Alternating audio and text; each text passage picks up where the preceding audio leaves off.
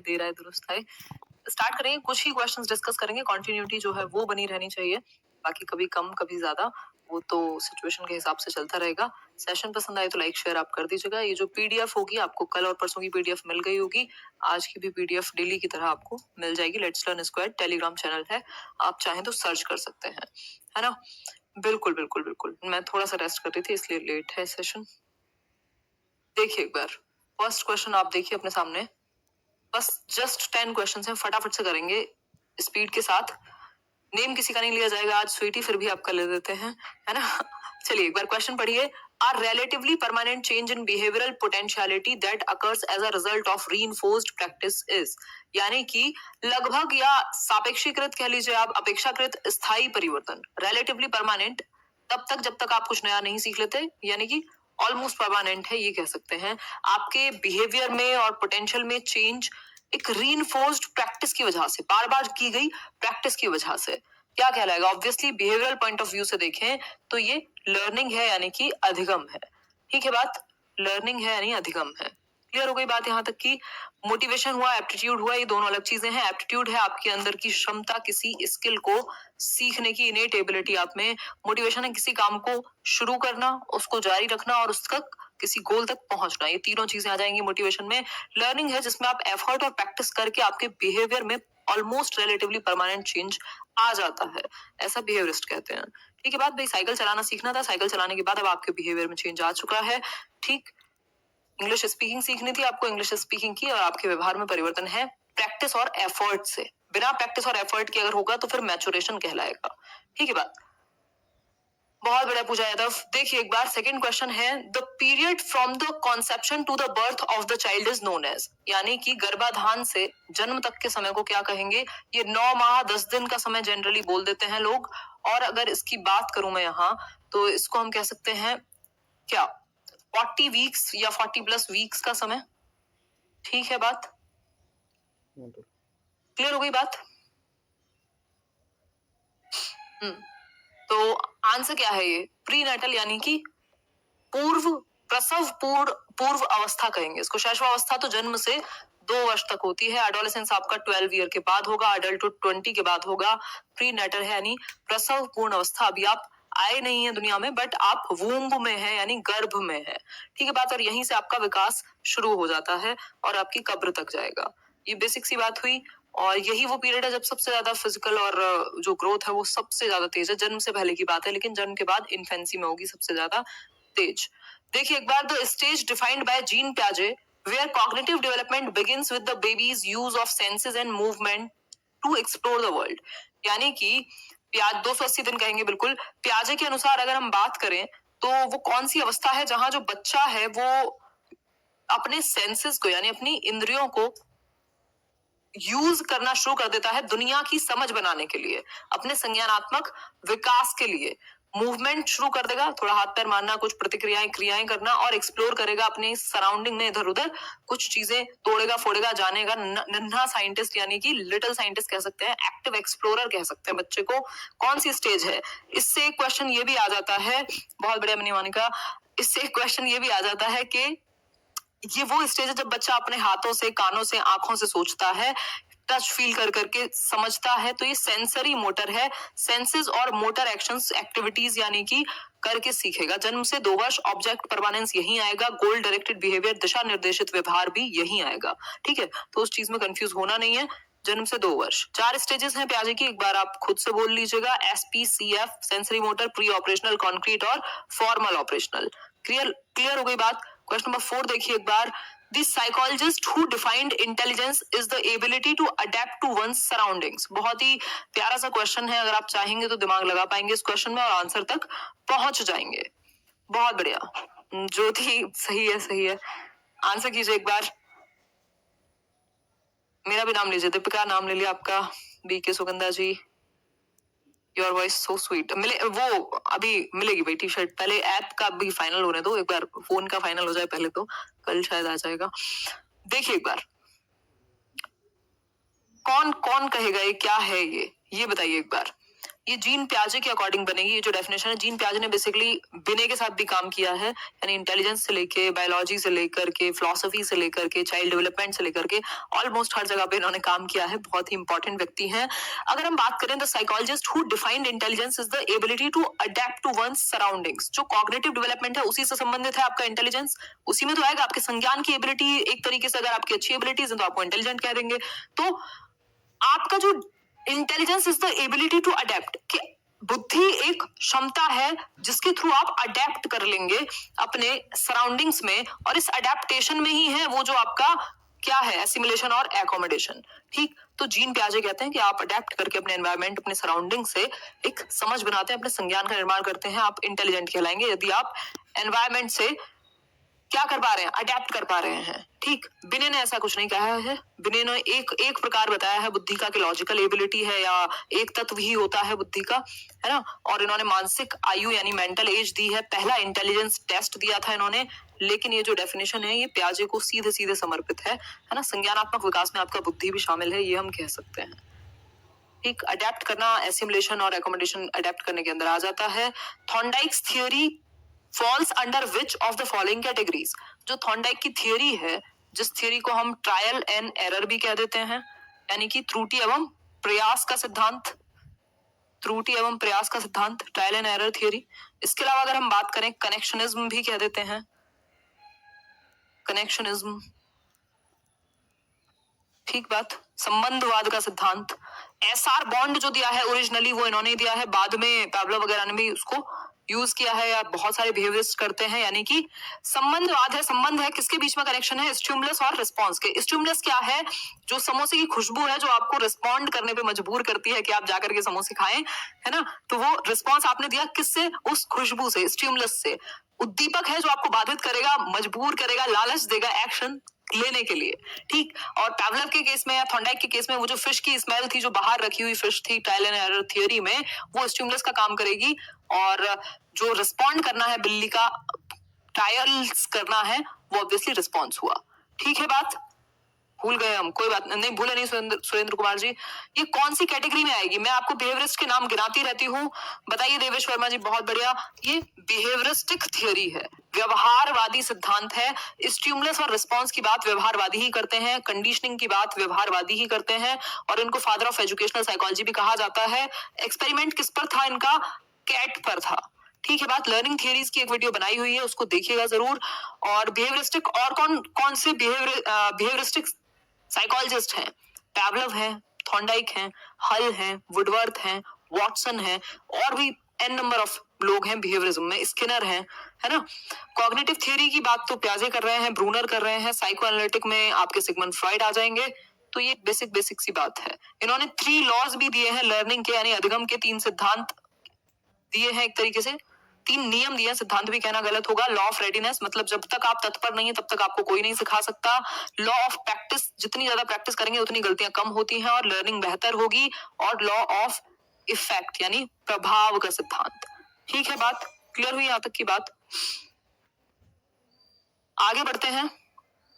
Which of the following characteristics is not associated with emotional development, यानी कि सामवेगिक विकास से कौन सा एक कैरेक्टरिस्टिक है, फीचर है, विशेषता है जो जुड़ी हुई नहीं है, नॉट। जवाब दीजिए एक बार। साइंस पेडागोजी तो नहीं करेंगे यार, साइंस पेडागोजी कभी नहीं करते हैं और अभी भी नहीं करेंगे, है ना। तो साइंस पेडागोजी के लिए आपको स्वयं से थोड़ी सेल्फ स्टडी करनी पड़ेगी। क्या हुआ नित्या, यहाँ सब मिनी मोनिका पर रिसर्च कर रहे हैं। मिनी मोनिका पर रिसर्च तो बनती ही है, ऐसे ऐसे फेक कमेंट्स भी आते हैं, बताओ, या हो सकता है वो कोई और मिनी मोनिका हो, है ना। बाबा गढ़ी साहू कह रहे हैं, सही है, बहुत बढ़िया। रुचि तिवारी सही है, धन्यवाद। बताइए एक बार, कोई बात नहीं, जीवन है। और ऐसे ऐसा हुआ है अलग अलग समय पर, जब सीटेट 2018 था दिसंबर में, तो अलग अलग लोग फेमस थे। फेमस क्या थे, मतलब डेली सामने आ जाते हैं, तब तो बहुत सारे नाम ले पाती थी। फिर उसके बाद दोबारा जब सीटेट हुआ है या जनरल लाइव सेट में कोई ना कोई बहुत एक्टिव होता है, या नजर चली जाती है बाय चांस, कोई नाम अलग सा होता है, किसी डीपी अलग सी होती है, कुछ होता है तो, है ना। तो उस केस में ऐसा होता है। फिर जैसे जैसे एग्जाम्स निकलते हैं वैसे वैसे नए चेहरे सामने आते हैं, मतलब नए नाम, है ना। बताइए एक बार, नहीं ऐसा नहीं है, आधा नजर आ जाता है, नाम क्या करें दीपिका, आंसर कीजिए, बताइए एक बार। इनमें से कौन सा एक इमोशनल डेवलपमेंट का कैरेक्टरिस्टिक नहीं है, यानी विशेषता नहीं है सामवेगिक विकास की। Emotion is accompanied by physiological change, जो संवेग है वो आपके शारीरिक परिवर्तन से जुड़े हुए हैं या साथ में आते हैं, या फिर emotions start immediately after birth, जन्म के जस्ट बाद शुरू हो जाएंगे इमोशंस आपके, या फिर intense form of emotions is seen during early childhood period, यानी जो आपका पूर्व बाल्यावस्था की अवस्था है, यहाँ इंटेंस इमोशंस दिखाई शो होंगे, या फिर emotions are unrelated to physical development, यानी भावनाएं शारीरिक रूप जो शारीरिक डेवलपमेंट है उससे संबंधित नहीं है। जवाब दीजिए क्या सही होगा। टी शर्ट पे आपकी फोटो लगा दो, बहुत ही बढ़िया जी, बहुत ही बढ़िया, मतलब एकदम सेल्फ ऑब्सेस्ड नार्सिसिस्ट इंसान लगूंगी फिर मैं, है ना। तो ऐसे बड़ी बड़ी सी फोटो लगा लूं अपनी।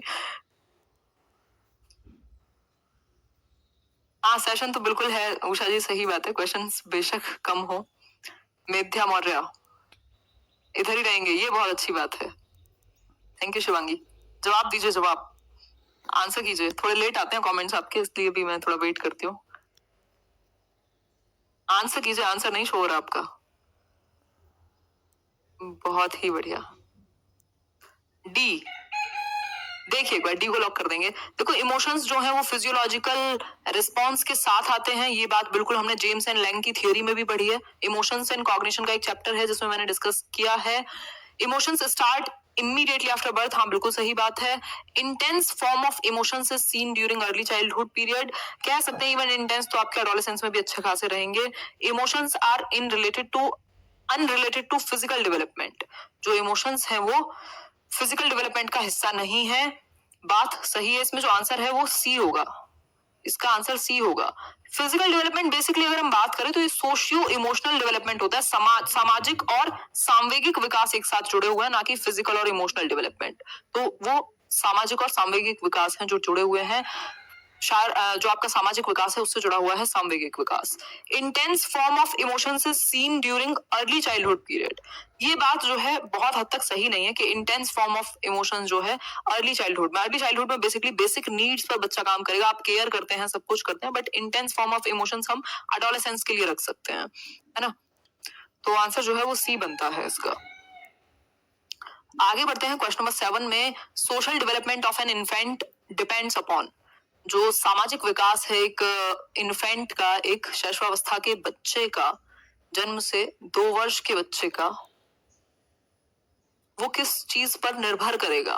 His chance of interaction with others, दूसरों के साथ उसके बातचीत का मौका उसको मिले।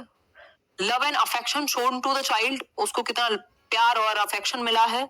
The extent to which he is able to attract the attention of others, बताइए एक बार,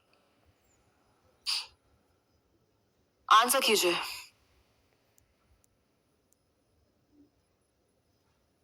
ठीक है पारुल, सिक्स्थ को अभी डिस्कस करेंगे, सिक्स्थ को अभी डिस्कस करेंगे। करगटुमा जगह है दिल्ली में, घर के पास है, बताइए एक बार। ऑल ऑफ दीज एग्जैक्टली, सारी ही बातें जो हैं वो सही हैं। The extent to which he is able to attract the attention of others, all of these are right, ठीक है बात। और सिक्स्थ की अगर हम बात करें तो सिक्स्थ पे चलते हैं वापस से। पूछा है कौन सा एक कैरेक्टरिस्टिक नहीं है इमोशनल डेवलपमेंट से जुड़ा हुआ। तो कोई इमोशनल डेवलपमेंट की विशेषता पूछी है, तो सी ही बेहतर है, और ये शायद एमबीटेट में पूछा भी हुआ है, तो इसी को उन्होंने माना भी है। हालांकि जितने भी डेवलपमेंट के प्रकार हैं आपस में इंटर रिलेटेड होते हैं, बट विशेषता इमोशनल डेवलपमेंट की पूछी है, और इमोशनल डेवलपमेंट जो है आपका सामाजिक विकास से ज्यादा जुड़ा हुआ है। अगर उस पक्ष में बात करें, ये बात हमने मान ली कि फिजिकल डेवलपमेंट से जुड़ा हुआ है, बट स्पेसिफिकली जो क्वेश्चन है उसके अकॉर्डिंग आंसर जो है वो सी ज्यादा बेहतर जाएगा। बाकी फिर भी इसको एक बार आप भी अपने एंड पे कुछ काम कीजिएगा, थोड़ी बहुत रिसर्च आप भी करो, ऐसा सब हम ही करें, है थोड़ा बहुत मैं भी करके कल डिस्कस करूंगी फिर से। अच्छा ये एक और क्वेश्चन है, अच्छा मैंने सोचा आज लास्ट है ये question. Extroverts are those person who are, यानी कि बहिर्मुखी व्यक्ति वो हैं जो सोशल एंड फ्रेंडली होते हैं, टेंशन फ्री होते हैं, बोथ ऑफ दीज या नन ऑफ दीज, जवाब दीजिए, बताइए एक बार। नॉर्थ ईस्ट दिल्ली राखी, बिल्कुल सही बात है गोपाल शुक्ला जी।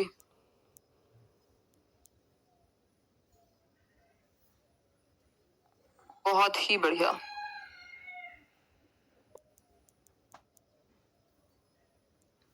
बहुत बढ़िया। जय भोलेनाथ कह रहे हैं शर्मा जी। आंसर कीजिए एक बार। बोथ ऑफ दीज इसका आंसर हो जाएगा। अगर हम बात करें तो सोशल और फ्रेंडली होते हैं, एंथुजियास्टिक और एनर्जेटिक होते हैं जो एक्सट्रोवर्ट्स होते हैं। तो बेसिकली टेंशन फ्री तो हर टाइम तो नहीं होते होंगे, बट कह सकते हैं कैरेक्टरिस्टिक में काउंट कर सकते हैं बोथ ऑफ दीज के साथ कि रिलेटिवली टेंशन फ्री, या ऑब्वियसली सोशली तो दिखाई सकते हैं अंदर से हो या नहीं हो, बट ये अकेले नहीं रह पाते हैं, उनको चाहिए दुनिया, है ना। तो ये भी एक बेसिक सी बात है। तो बोथ ऑफ दीज सही आंसर हो जाएगा। ये कुछ कुछ कैरेक्टरिस्टिक्स हैं किसके, एक्सट्रोवर्ट्स के। बहिर्मुखी और अंतर्मुखी यानी एक्सट्रोवर्ट और इंट्रोवर्ट दो तरह की पर्सनैलिटी, ये कार्ल गुस्ताव युंग ने दिया था इनको। अगर हम बात करें तो ये एनर्जाइज्ड होते हैं सोशलाइजेशन के थ्रू, चार लोगों को मिलेंगे तो खुश हो जाएंगे। Solve those problems through discussion, discussions में पढ़ करके प्रॉब्लम्स को सॉल्व करना पसंद करते हैं। You are often described as friendly and approachable, friendly और अप्रोचेबल लगते हैं। इसके अलावा मतलब आसानी से अप्रोच कर लेंगे किसी को। Open and willing to share, चीजों को शेयर करना और अपनी फीलिंग्स को, इमोशंस को शेयर कर सकते हैं। लव टू टॉक, है ना। तो इसलिए रिलेटिवली इनको फ्री कहा जा सकता है टेंशन से। टोटली नहीं कह सकते, पता नहीं किस बेसिस पे इन्होंने ये मान लिया है, अदरवाइज तो टेंशन फ्री कोई स्टेटमेंट नहीं है कि जिसको हम कह देंगे। बट आंसर की भी यही मानती है और मान सकते हैं, टोटली गलत नहीं होगा कहना, कुछ हद तक सही है। क्वेश्चन नंबर 9 है the variations and deviations among individuals in regard of their height, weight, colour of skin, colour of eyes and hair, feet etcetera is known as. क्या कहेंगे इनको, क्या कहेंगे भाई? अंतर है एक इंडिविजुअल्स यानी व्यक्तियों के बीच में अंतर होते हैं उनकी हाइट को लेकर, वेट को लेकर, उनके स्किन कलर को लेकर, उनके आई कलर को लेकर के, उनके हेयर और फीट को लेकर के। बताइए एक बार। बहुत बढ़िया उषा जी। फिजिकल डिफरेंस है, फिजिकल डिफरेंस है, सिंपल सी बात है। फिजिकल डिफरेंस है यानी शारीरिक अंतर कहेंगे इसको, ठीक है बात। ये सारे फिजिकल फीचर्स की तो बात की है, इमोशंस की बात थोड़ी की है यहाँ पर। क्वेश्चन नंबर 10 है, last question. A 5-year-old child fails to reason that when water is transferred from a tall and narrow glass to a wide container, the quantity of water remains the same। मतलब कि बात हो रही है कि water को transfer किया गया है एक टॉल और नैरो ग्लास से, टॉल और नैरो ग्लास से एक वाइड कंटेनर में, वाइड कंटेनर जो चौड़ा बर्तन है। तो ये बच्चा ये नहीं समझ पा रहा कि क्वांटिटी जो है वो सेम ही रहेगी, यहाँ अगर 100 ml था तो यहाँ भी 100 ml ही रहेगा। ये बच्चा समझ नहीं पा रहा। तो प्रॉब्लम क्या है? दिस इज बिकॉज, किस वजह से है ये चीज? शी कैन नॉट सिंबलाइज, प्रतीकात्मक विचार नहीं है, इमिटेट नहीं कर सकता, रिवर्स नहीं कर सकता अपनी थिंकिंग को, या फिर बिहेवियर गोल डायरेक्टेड नहीं है। फटाफट आंसर कीजिए, आज के लिए लास्ट क्वेश्चन होगा, इतने पर ही अंत करेंगे। जवाब दीजिए फटाफट से। Are you introvert? हाँ मुझे भी लगता है, अब तो, पहले नहीं लगता था। अब तो पता नहीं, एक बीच वाली स्थिति होती है, मतलब एम्बीवर्ट जैसा नहीं होता है, एम्बीवर्ट इन्होंने नहीं कहा है युंग ने, बट एक टर्म होता है जो मेरे को एग्जैक्टली नहीं याद आ रहा। तो नीड के अकॉर्डिंग इंट्रोवर्ट एक्सट्रोवर्ट हो जाते हैं मेरे जैसे लोग। तो बाकी काफी प्राइवेट हो चुके हैं, मतलब कोशिश करती हूँ कि शांत रहा जाए। आंसर क्या होगा? She can not reverse her thinking, है ना। तो बच्ची जो है अपनी सोच को पलट नहीं पा रही है। पानी बर्फ बन सकता है, बर्फ पानी, ये नहीं समझ पाते, यानी अपने एक्शंस को रिवर्स नहीं कर पाते।